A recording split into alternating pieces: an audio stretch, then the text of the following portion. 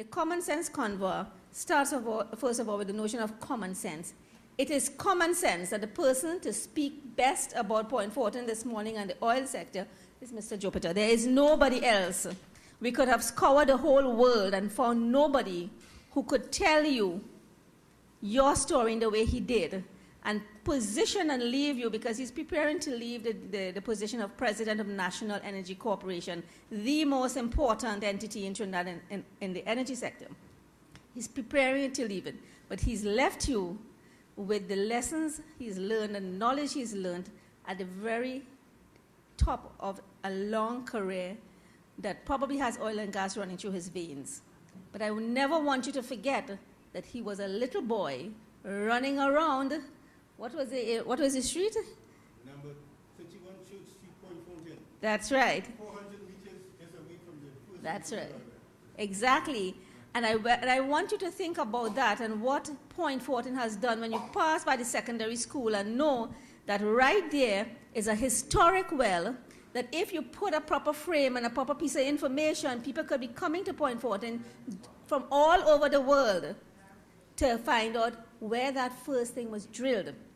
I want you to think about Point Fortin being a place where fellows like B.B. Thompson and Darwin and so on had to be cutting through thickets and all kinds of things to figure out how to run pipe through this place. This place was just like any place else, just forest, just green. You know, whatever house there was a little shack. And those are the pioneers that your grandparents and great-grandparents and everybody were part of. And today what you have is a legacy, and the question is, what are you going to do about that? So the common sense convo comes to bring the information that has been accumulated and lying in archives and people's lives and so on, and put them into your lap to say, do something with it. It is a participatory exercise, and I hope that people are not locked out of the conversation simply because they think they're not an oil country or gas country. The issue is, what is the relationship between you as a citizen and the resources that your country possesses, which are your resources, and how do you negotiate that? So feel free as the day goes on to enter that conversation. Thank you.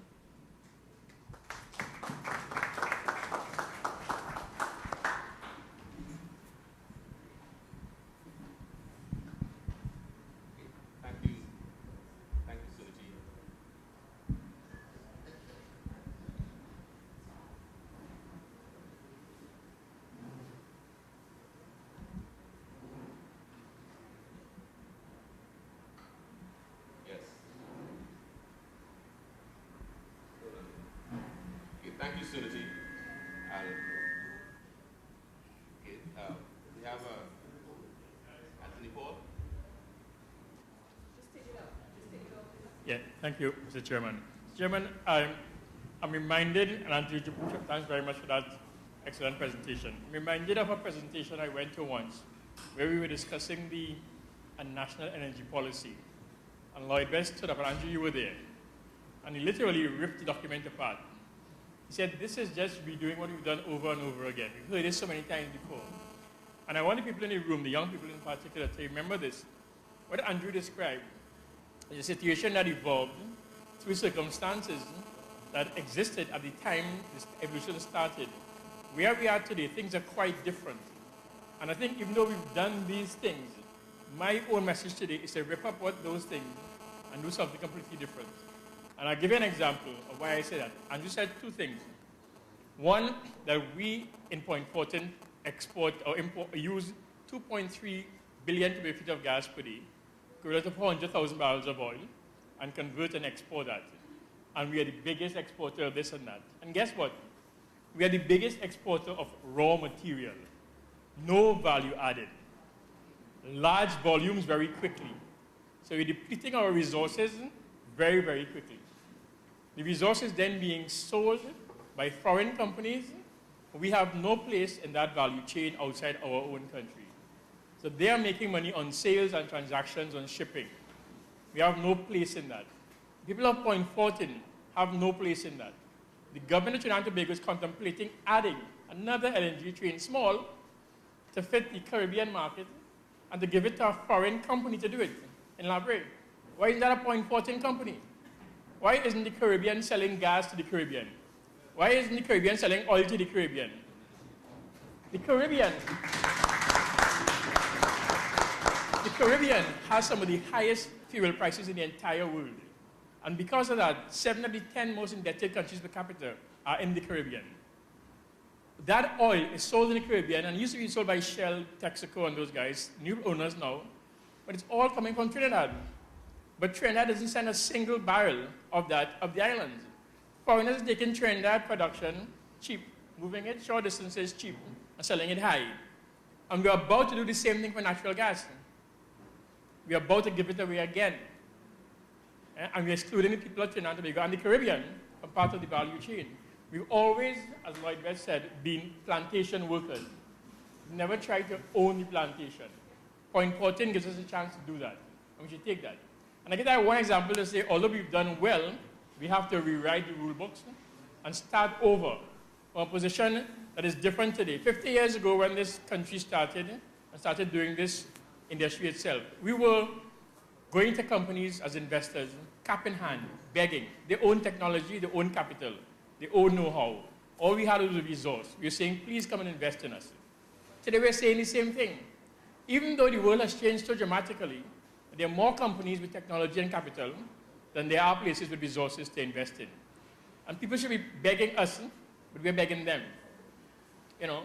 So again, let me reiterate this. You folks, listen to what we say, but don't do what we did. Thank you.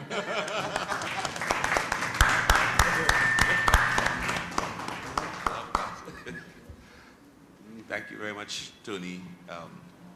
A very strong and pertinent point you just made there, especially listen to what we're saying and don't do what we did. I'd like to echo the sentiments of Suniti and to remind all that we are encouraging active participation. This is not geared to be just a sit down and listen, but we want to encourage as much participation as possible from everyone.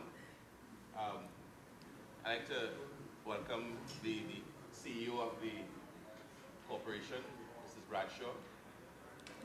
Hi, pleasant.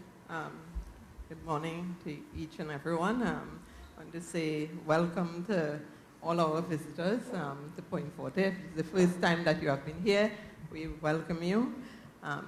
Good morning to Mr. Jupiter and to the chairman. I noticed that the conversation is on energy, environment, and community. And I just want to touch a little bit on community to say that although Point Fortin is an energy-based town, one of our strengths is in sports and culture. We have produced some of the best footballers, basketballers, athletes in the country. And when Mr. Jupiter spoke about Mahaica Oval used to be the mecca of sports for us in terms of the training ground for most of the nationals of Trinidad and Tobago. Anybody who would have had a name in sport would have passed through Mahaica Oval. We are also known as the cultural capital of Trinidad in terms of the best Calypsonians. Most of them would have come, and soca would have come out of Point Fortin.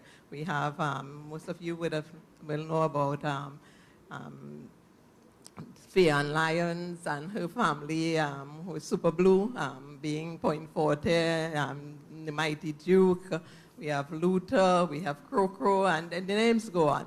We also have paid a great contribution to the development of Pan, whereas the history is being told that Pan started in the hills of Laventille. We'll tell you that Spree Simon first grew up in Point Fortin and took the drums to Laventille. So that in Point Fortin and the beach, Point Lego Beach, is where we started Pan. So there's a lot that we could tell you about Point Fortin other than oil and gas. And that we also want to welcome you and ask you to come back for our Borrow Day celebration. We celebrate Borrow Day as no other place in the world celebrates it. We have a 2-week celebration which culminates in a Pan festival we call Pan and the Move, and it's on the first Saturday in May any year that you could come to Point Fortin and enjoy the culture of Trinidad and Tobago outside of Carnival. Thank you.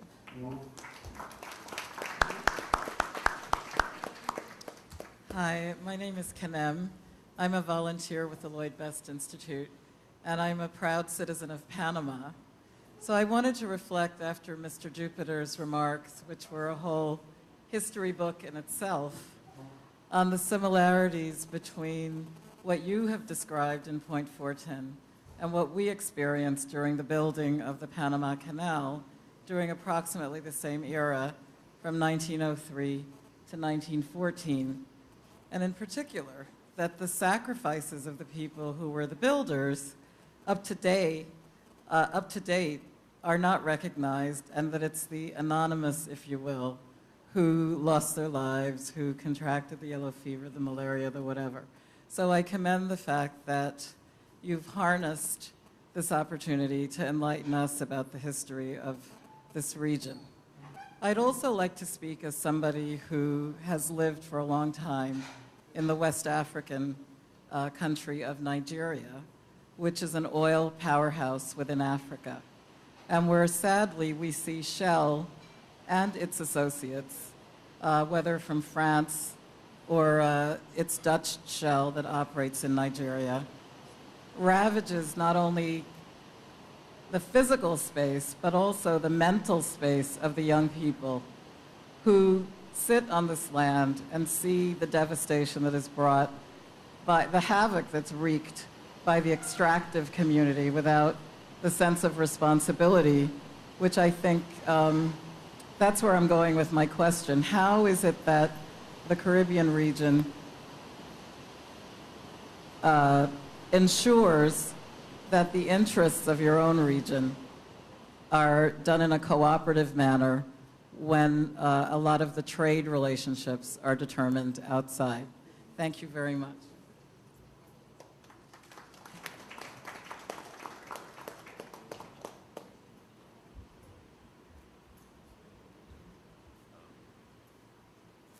Morning, Ravi Mulchan. I'm an engineer. I graduated from the University of the West Indies in 1985. When I graduated, we had not seen our first government change power yet. I think it changed power by a band of people who followed Lloyd Best's idea, the party of parties, not well implemented. And we did succeed in removing government that didn't, that we couldn't move before. However, as well, the point that when I graduated, there were companies like the National Hospital Management Company. I can't remember all the names now. Companies who hired engineers on a competitive basis with the energy sector. Today, when I look at my colleagues, they all work for a foreign-owned energy sector by and large. And it relates to a point that Lloyd Best also wrote on about the onshore sector and the offshore sector. And we have been so in a hurry to get the money from the offshore sector, and we all want money quickly. That's a Trinidad thing, it's a worldwide thing maybe. And the local companies, our institutions, can't compete with the salaries when they come here. Their markup on the oil, on the LNG, on the methanol, we don't know what it is. They control the profit and the markets. But yet, our people are working for the offshore. We have big plants, big turbines, big, the technology is of a high standard, but we haven't built drains. There's a hole in the hospital in San Fernando yesterday that the ministers are apologizing for. So while we are congratulating ourselves about the energy sector, our onshore sector has fallen apart, is falling apart. And one of the reasons, I think, is that we can't compete. We can't compete with them. And we should have found some way to develop at a rate that we have people to put in both sectors.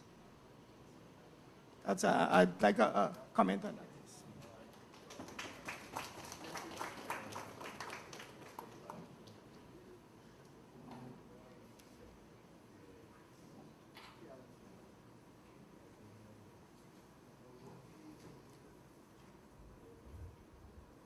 like to say a pleasant good morning to the head table. My name is Nigel White. I'm a Petrotrin Trinma employee.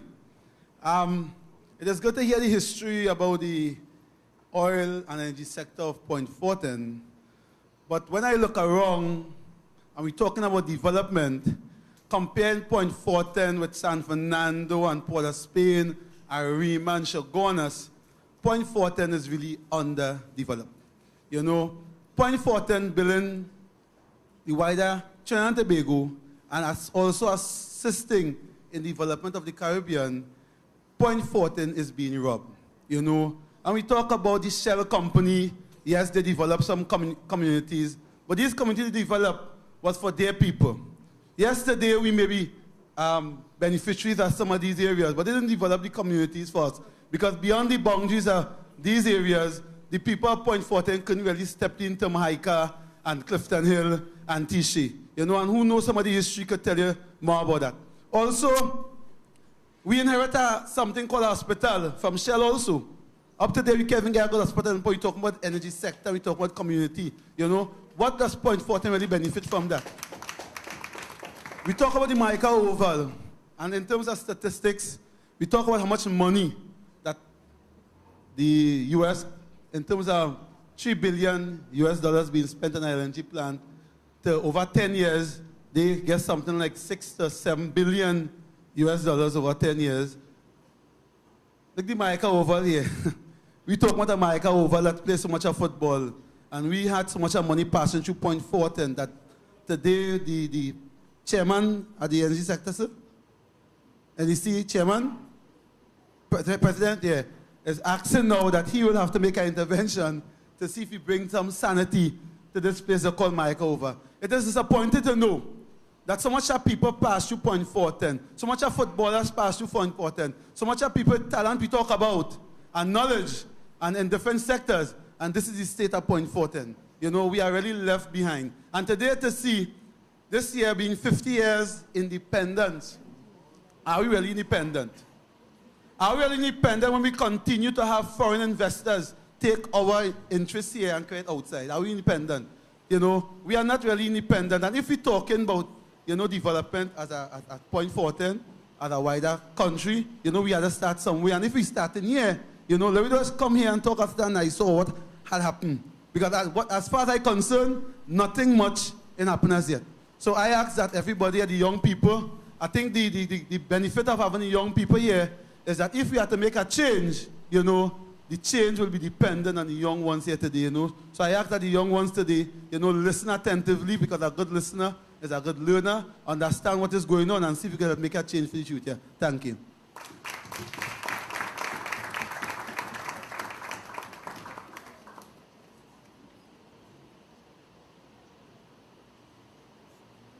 Good day. My name is Ernest Thompson. It's a good day. It's just about 5 minutes to 12.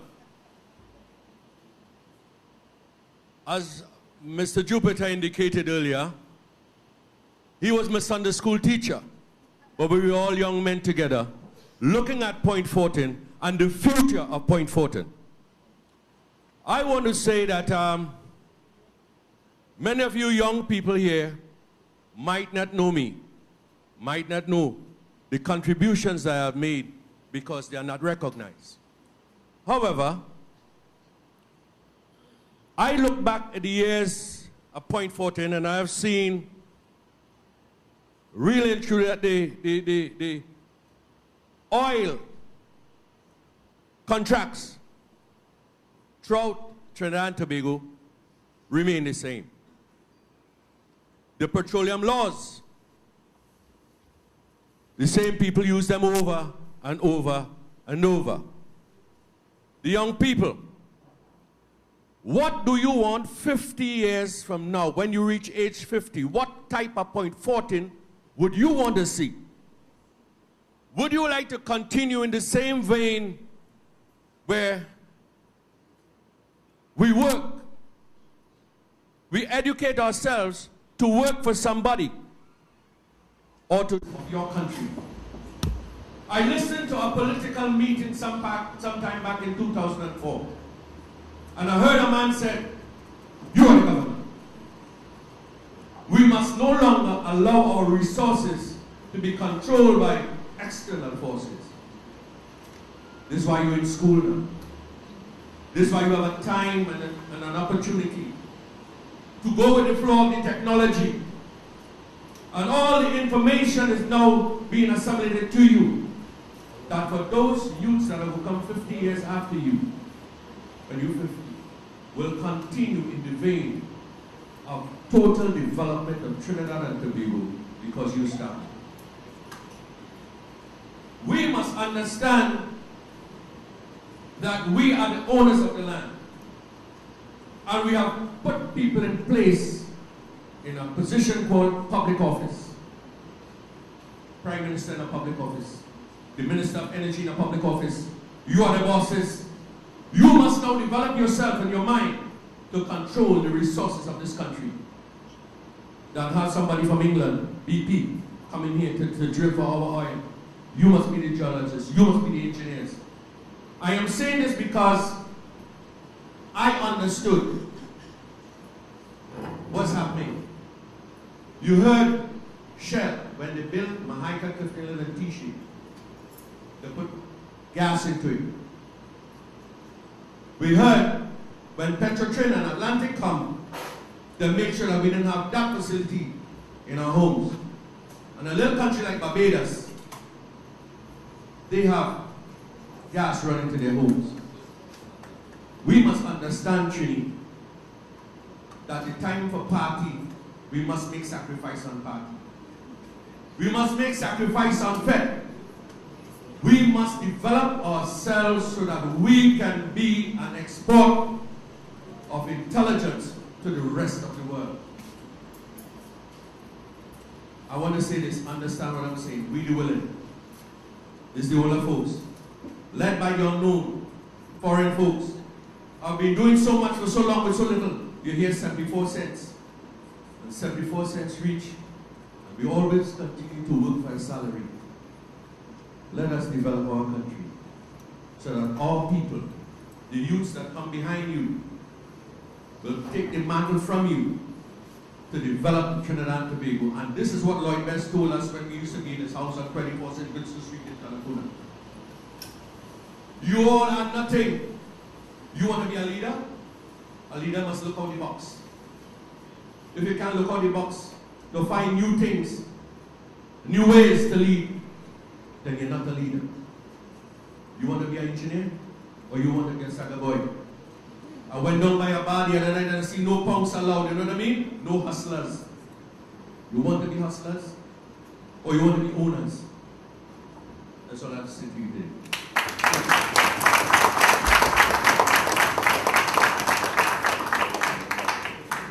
Hello, good morning, everyone. I'm sorry, I'm sitting there and I'm saying, are we in a town meeting? So I'm here to change it up a little bit. I have a comment that I wanted to make since yesterday. We talk about young people, we talking to them, own this, own that. I'm a young person. I got an opportunity to go abroad and study. And a lot of the times, young people who get those opportunities go abroad and return. We don't return because we have to most of the time. We return because we want to. We love our country, we love our region, and we want to contribute to that. But when we return, the same older heads who have paved the road are still laying on it. And they can't pass. I can't pass. Please, I want to pass, but I can't pass. You come back and you work for a government ministry, people hate on you. Where were you the 4 years? Was that when I was out in the cold doing physics and calculus 2 o'clock in the morning? Don't blame me if the past 25 years you haven't done further anything, done any furthering with your education. Don't hate me for that. They don't want to share information. They don't want to give up information. If after you retire, you have to be rehired on contract, something is wrong. Something is very wrong with that. It means that you are going to the morgue with all of that information that you have. It means that you have done nothing to pass on that to anybody else. No one knows where the files are. You ask the file, I don't know. I don't know. Because you're vexed that I am younger than you and I'm your supervisor. Like, are you kidding me? So how are we as the young people going to take over, lead the region, if you're still in our way? And then you say Generation X, excuse me? You are keeping us there. You are keeping us there. You know how many friends I have who have returned from the US and have gone again, never to return. Never to return because of what they have gone through when they have returned. People told me about it. I have experienced it live on. The older heads, you're still laying on the path. So until you get up and move, all what we're talking here, going nowhere. And that is no common sense.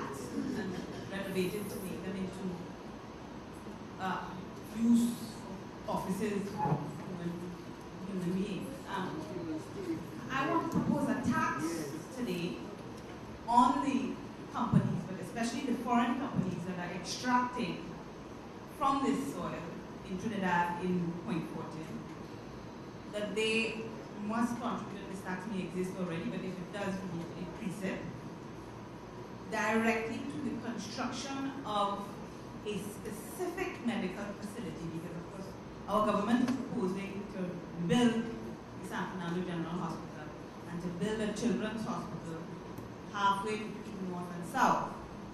However, our current Prime Minister is also proposing to move some of the university campus to south.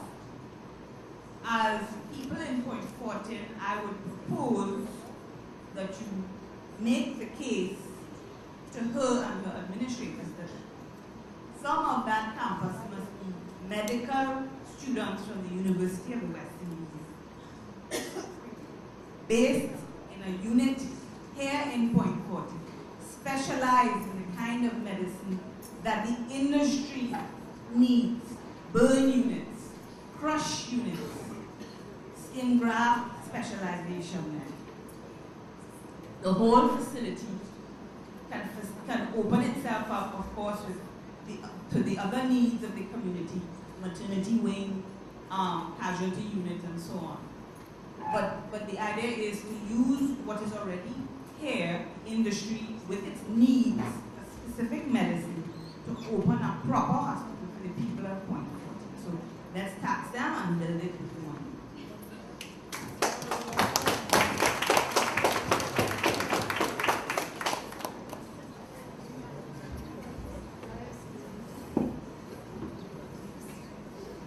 Excuse me. I'd like to say something again. I want to try to respond or make my own side response to Candace's name. Yeah. I'm not exactly on the old people's side where that starts. I'm neither on the young people's side either. I'm somewhere in the middle. So I'm forming my own side. So we have several sides here. We have the Hindus, we have the Muslims, we have the Presbyterians. We all have sides blaming each other. That's the culture. And we have to find a way to collaborate with all the sides. Right? It's not simply what people are lying in the way. Lloyd Best died, young man at 71, wondering what more can I do? And there are many more older people still working, willing. But we have to understand the causes of these things. It is the plantation. And in the plantation, if you're a house slave, you hold on that very carefully as a guy out in the field. Because you can end up in the field. There are several other cultural reasons that it's complex. We reward sycophants. special advisors to the Prime Minister, and all kind of, so people who hold on there are cultural reasons. It's much more than getting the old people out. In fact, they are repositories of knowledge, and many of them are willing to share it. The guys who don't want to share, he has nothing to share in any case. In any class, the case. So it's like I said, too much to share. He shared everything. I wonder what more can I share? Have I shared enough? So we have to get into the causes of it. Otherwise, we are all kind of side right now. We don't decide in the politics. And on the Calypso side of the things, I like to listen to the old fellas because I say be content. The young people are attacking the young people side. On the Calypso thing, on the old people side, generally. Because I like to say, wait, we had ideas when Kamala Kayaman to sing a jump up on a ridge in a stage to represent we. And we had fellas who sing song about Haiti, everybody is somebody, people who sing song about ideas, and they carry a jump up on a ridge on a stage to represent West Indian culture. I have a problem.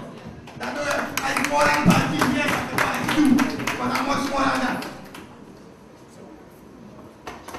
I still looking for a sign.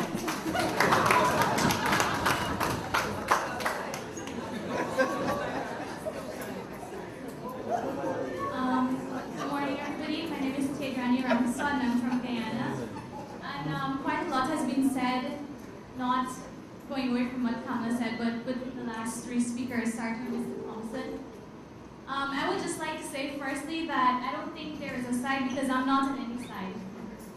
I'm on the Caribbean side right now. And added to that, I think Candace was fueled a little bit by discussions that we were having on the way here. And I would like to say that it's not a disrespect to the older individuals or the more knowledgeable ones that we have in our society. What we're asking for is for you to pass some knowledge on to us so that we can now function in what we are training ourselves to do so that we can have a better Caribbean. I have been through several systems also, and I've studied and I have also come back. And people have asked me, why have you come back? And I said, I'm going home. And the Caribbean is home for me regardless of skin color, religion, whatever it might be. Today we're talking about natural resources, and we just spoke about oil in Trinidad.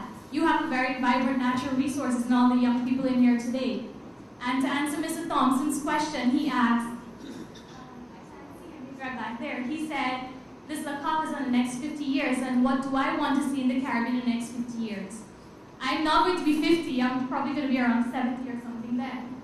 But what do I want to see in the Caribbean? I want to see us develop our own, not to look at the Western world and say, you know what, I want to have skylines and I want to have all these wonderful roadways. I want to see nature trails. I want to know that people take time to get to know their environment as is and not break it down just because a developed country is doing that. And having said this, I would like to call on all the young people here to take the time today, or follow me rather, come now, introduce yourself, let us get to know each other and tell the rest of the people here, what do you want to see in the Caribbean in the next 50 years? You don't have to have a world plan, but generally what affects you. And if nobody comes, I'm going to start calling my students.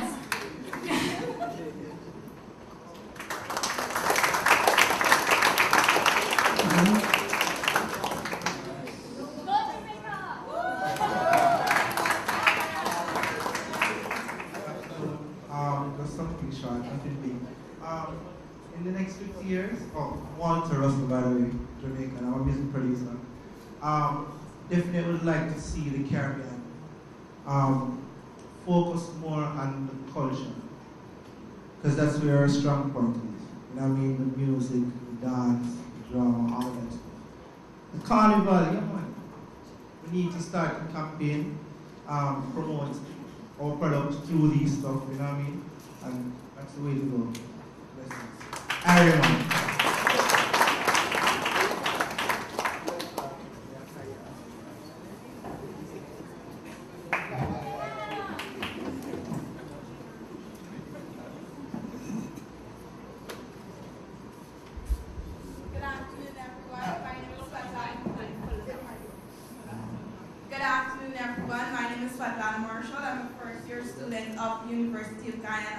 What I would like to see is a major reduction in criminal activities because according to reports recently, this has been taking, making a negative impact on various sections, for example, the tourism sector. And if we want to develop, if we want development, if we want the economy to grow, we got to think about the young people. They're being caught up in a set of criminal activities, and we got to work on that. We got to create new ways in which we could captivate their minds so that they could think differently, so that they could channel their energies towards positive activities. We don't want them to die before they reach 50 years. We want them to grow and be innovative, think differently. I think the school system, I know in my country, it's kind of like narrow. You come from nursery, primary, secondary, maybe tertiary, and what next? You occupy a job. We need to create our own jobs. We need to stop waiting on somebody to make something happen for us. We need to do it ourselves, right? So I'm a reporter, and I plan to make things happen for me. I think in 2010, I launched my own television program where I get young people on TV talking about various issues affecting them, showing their talents, and that's my way of changing things around. What about you?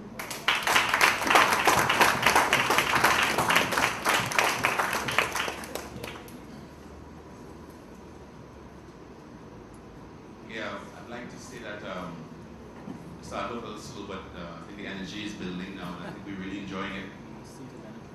Young and old. I just got a message that we're ready to break for lunch. Unless we wanted to have a couple more contributions before we do that, because I don't want to stop us in the middle of a flow. But yeah, okay. So we break for lunch. Sorry?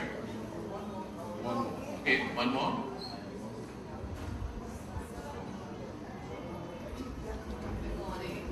I was going to say, I'm one of the youths here, so I would like to, it's a very important forum, and I see youths, but I see minds, and I think the most important resource we have in our country, we have to recognize is the minds of these youths. And too many times we destroy the minds of the youths by what we project as culture. And we live in deep fear.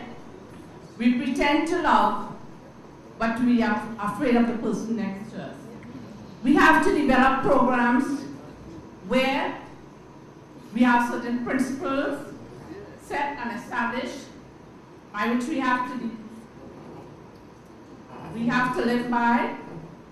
We have to learn to be trustworthy and to learn to trust others.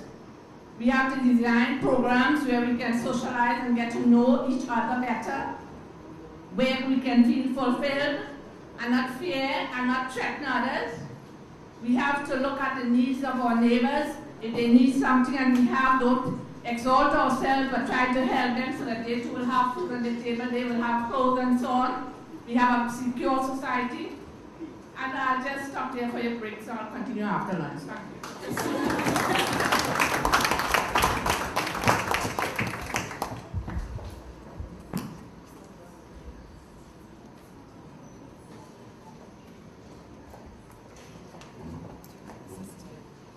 Okay, thank you for that input. I'd just like to also state that when Mr. Jupiter mentioned being a little boy running around in Point Fortin, it brought to mind some of my own memories, some of my own fond memories of being a youth in Point Fortin, living close to Savannah, running and playing my little football, cricket, running to Clifton Hill Beach, you know, enjoying that, and not even at that point in time fully understanding what was going on around me in terms of the energy industry, what was going on with Shell, then Trinidad.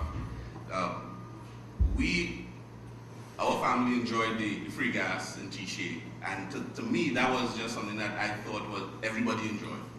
That was just a part of the thing.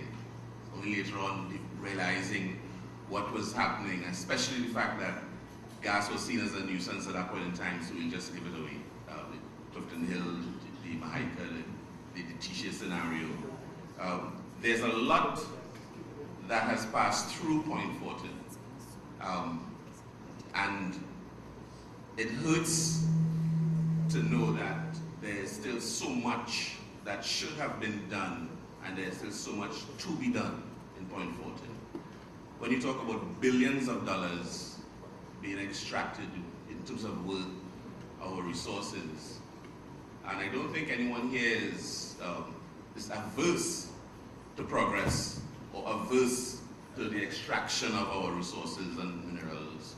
But I think what we really are looking for is some method in which we can have whether you call it a fair share or some sort of an equitable arrangement in which the citizens of that particular area must be able to benefit in some meaningful way, not necessarily a handout or, something to just keep you quiet, but true development. And as Mr. Jupiter mentioned, that issue of, I want to get the exact phrase,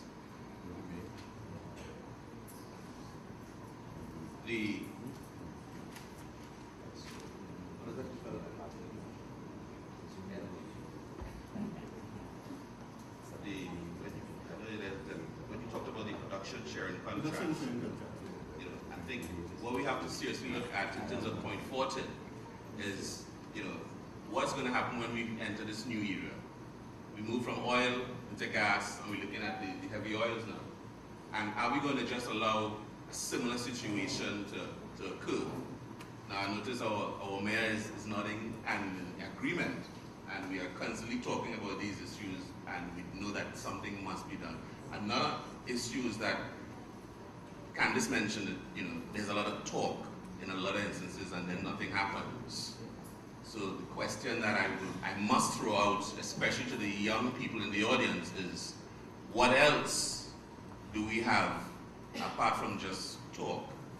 How can you help to contribute towards a particular mindset and development that will help not just Point Fortin, but wherever we are, to develop our community, develop our environment, develop the Caribbean. I know that I have someone at the mic, so I'll just shut up for a moment. No, you don't have to shut up, but I just thought, as we still have Mr. Jupiter with us, and because the convoy is really seeking to encourage and fertilize all of the conversations with perspectives from the rest of the Caribbean and the delegations of young people who were introduced this morning. Mr. Jupiter, if we can talk a little bit, talking about energy, because energy is so crucial to driving the economies. And the fact that Trinidad and Tobago is seen as the energy giant in the Caribbean, in the region, and the fact that our neighbors, whether it's Jamaica in the north, Guyana is now beginning to explore oil and gas off of its, in and around its own shorelines and so.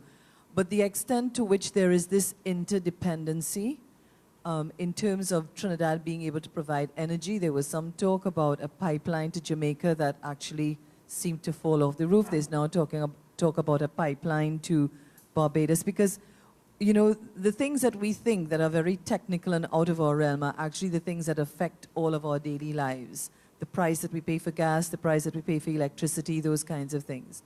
And what it says to the fact that we need to be redefining the way in which we trade with each other in terms of the Caribbean. So Guyana producing like literally a food basket of the Caribbean, Trinidad and Tobago producing energy, and a very strong manufacturing sector, so that some of the younger people here, we could begin to connect these dots and make sense about how we harness our resources, not only in a very individual way, what Jamaica does in Jamaica, what Trinidad and Tobago does in Trinidad and Tobago, but how our resources are exploited to benefit the communities and the community of the nations of communities around the Caribbean.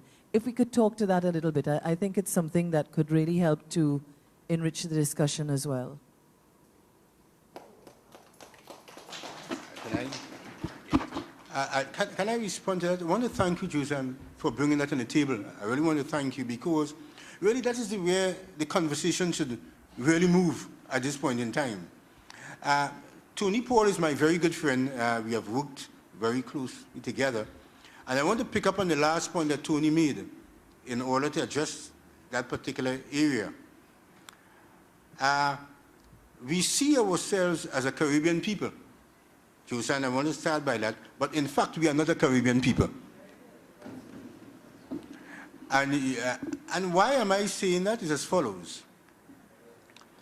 Let us look at our resource here in Trinidad. I shared with you that we started commercial oil production in 1908.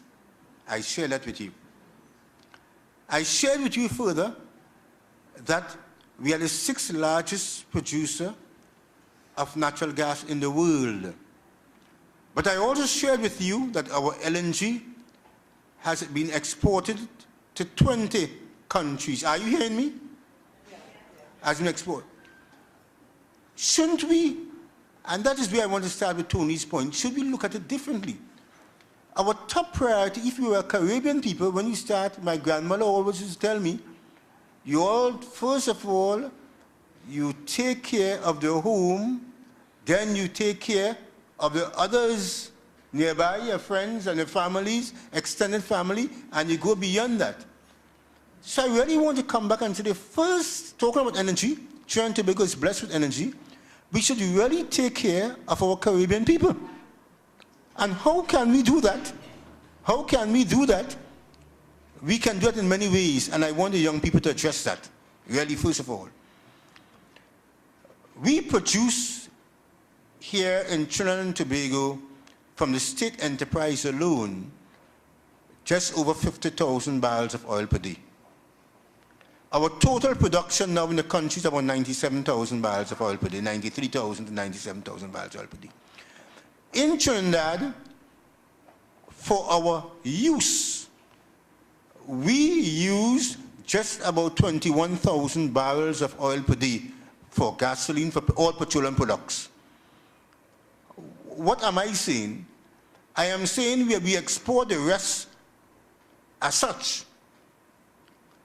The first thing we need to consider is being able to export our petroleum products to the Caribbean countries by controlling the outlet in the Caribbean. Shell, we heard, used to do it, and other companies control that.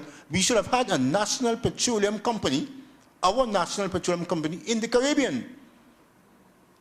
What do I mean by that? So that if we only exercise 21,000 barrels of crude per day, the rest is less than 5 to 10% of that 21,000 will be utilized for the Caribbean. That should be our priority. But what happened? Let me explain what happened. As the oil price increases, the Caribbean countries cannot pay for the price of energy. So our friend next door, Chavez, produced a plan that if you were in the position of the Caribbean countries, you will not have refused it. He indicated them, above $30 a barrel, I'm going to give you a loan. I will supply to you the products. It will be on a loan basis, and you'll pay me back afterwards. But what you happen is that you become indebted to the Caribbean, to Chavez. And it goes beyond that, that all other political decisions that the Caribbean countries will be making, you will have to ensure that you follow the direction of Chavez. That's important politically. So what I'm trying to say here is this, that the aspect of petroleum products should be a collaborated effort whereby you supply the Caribbean people petroleum products at a particular price that is different to the other countries. But that must tie into the whole policy of how do you deal with the Caribbean market. That's the first point I want to make. The second point I want to make is an important one, and what do we control? Let's look at natural gas, which is a clean fuel. we started by saying natural gas is a nuisance. Today, we are exporting our natural gas to various countries. Let's look at the Caribbean. Now you say young people must think differently. The first priority should be 30 million cubic feet per day is a small percentage of gas. I told you we are producing 4.2 BCF per day. So one might say 30 million cubic feet per day can look like a measurement error in that 4.2 BCF per day. That should have been a priority for us to able to transport the gas to Barbados, and you'll have other connections. LNG. You can utilize LNG to Jamaica. I'm coming to that. How can you do it? It's as follows. Jamaica at this point in time for bauxite clearly indicated that they needed energy. You cannot take a position, I know this is a business, but if you're in the Caribbean, you need to take a position differently to the other countries. When the price was calculated for LNG to go to Jamaica, at that point in time, there was a committee that met together in order to do that, both Jamaica and Trinidad and Tobago. And what happened was respect to the price of gas at that point in time. That allowed that discussion to go through the window. I am saying to you, there must be a difference in the approach. And that's the reason why I'm picking up from Tony's point. There must be concessionary prices to our Caribbean neighbors. And that is how the whole aspect of national treatment comes into play. And therefore, the position I'm putting forward to you as follows is that I'm talking about energy now. But what about the whole arrangement of, on the other side, bauxite? If we wanted to utilize bauxite or other products or land, let's say from Guyana. So there should be a comprehensive plan for how will we develop the Caribbean, not only through energy, through land, through our other materials, because what will eventually happen, and I'm going to share this with you, Guyana will find oil. Suriname has already found oil. French Guiana, because they play, will find oil. There should be a plan put forward, and I'm talking a little bit on it, whereby if the energy services hub is the Caribbean, the first take should be Trinidad and Tobago supplying the energy services to the Caribbean, rather than the other multinationals taking control. It should be Trinidad and Tobago first. But in order to do that, the leaders of the Caribbean, I go to that point, must not see themselves as a 5-year term, because you will take decisions only for 5 years. But the leaders must see it beyond that. That's where the young people will come in. They take decisions not for 5 years, but for 10, for 15 years. Because how the Chavez thing came in was a particular government, as such, was able to get LPG very quickly. That supported, maybe supported that particular government to win the election. They said, look, we have all this LPG. I'm saying all of this, it must not be short-term, but we must have a long-term plan. Not only for energy, but for all the resources of the Caribbean. And that can only be done by rethinking how we as a country do our business in the different Caribbean countries.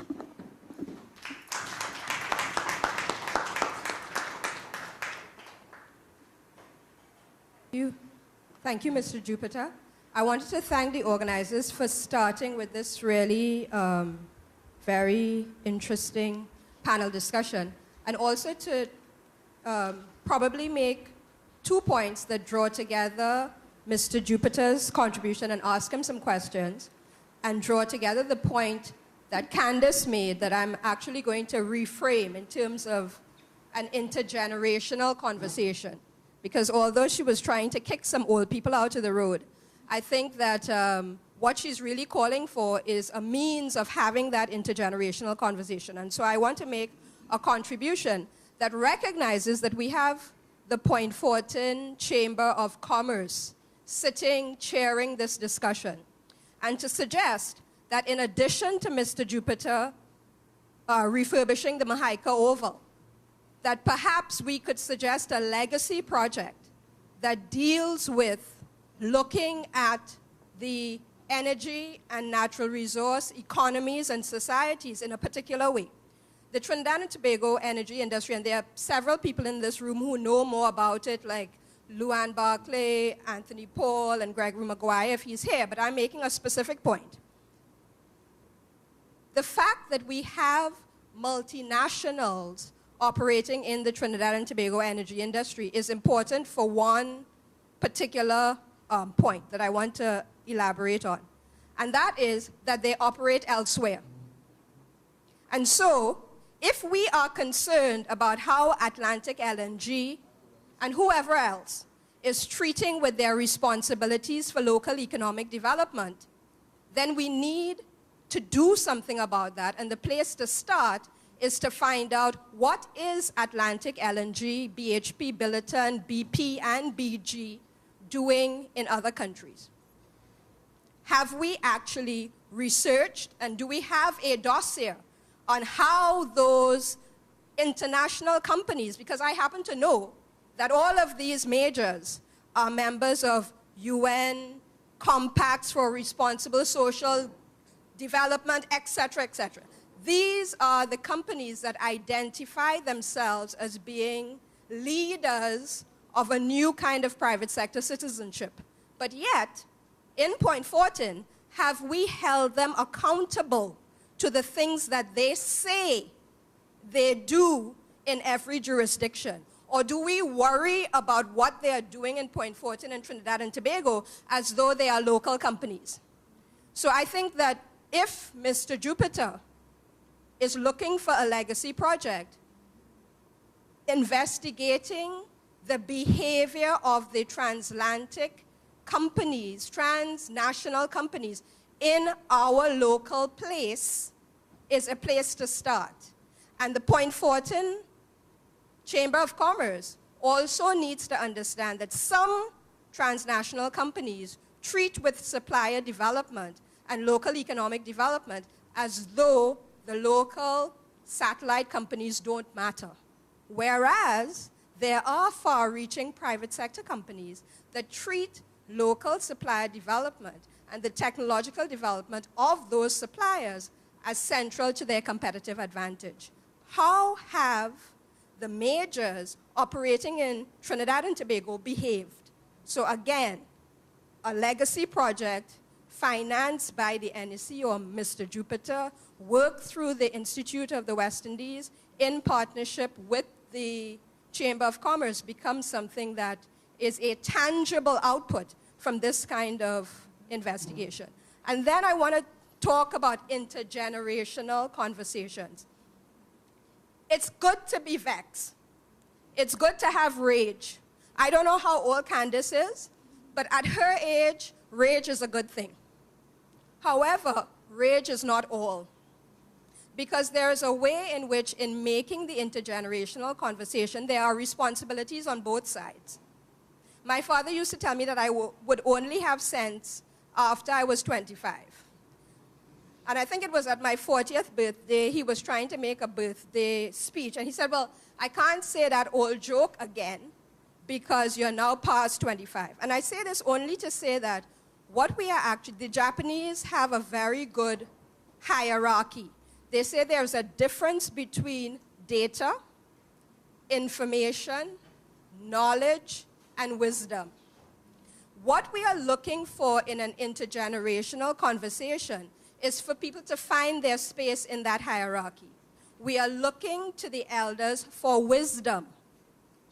We might be looking to the 27-year-olds and those below that age for energy, vibrancy, cussing people, behaving bad, getting on, because that's what you're supposed to do at that part of your life cycle. You're supposed to be vexed. You're supposed to be outraged. But that doesn't mean that you deny yourself the opportunity to sit quietly and listen when somebody has some wisdom to offer. So while you want to kick them out of the way, if there are opportunities for you to sit quietly at their side and listen, take those opportunities as well. And then the elders also have to find the ways to, sit quietly with people on your knee and share. And yes, get out of the way when their energy needs to be the people who are leading whatever intervention that is required. So I just wanted to make those 2 points on some legacy projects and for Candace to say that I understand.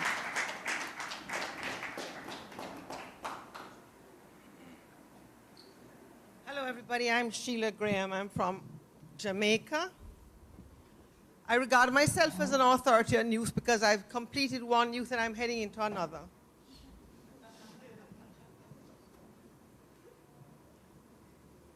And I want to talk to these lovely young people who are so dear to my heart, all of them. The elephant in the room for me is corruption. We're not talking about the fact that we are the ones who have been selling our countries to the multinationals.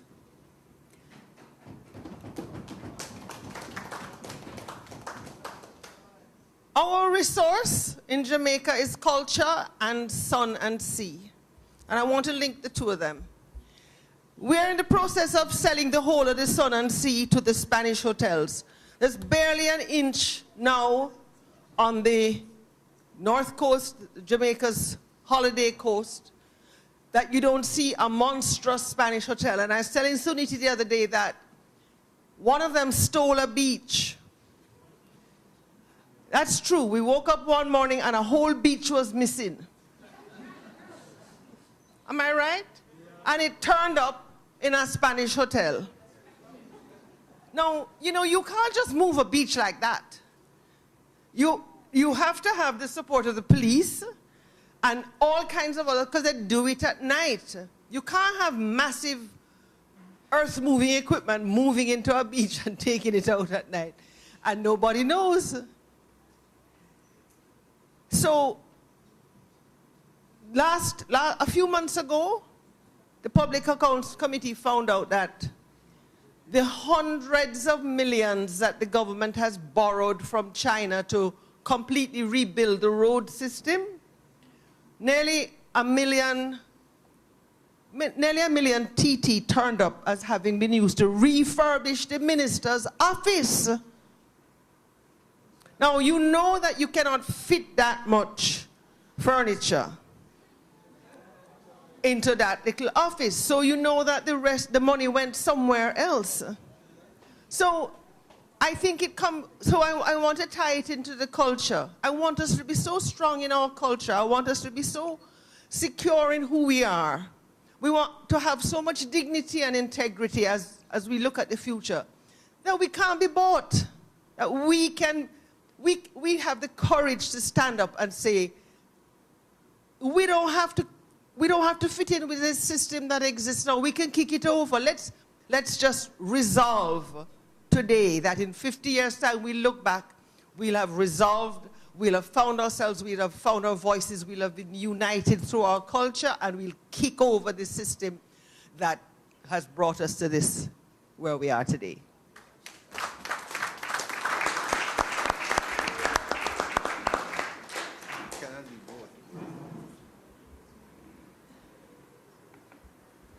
Again, Ernest Thompson, just want to come back to the mic. I recognize so many wonderful and beautiful young people here.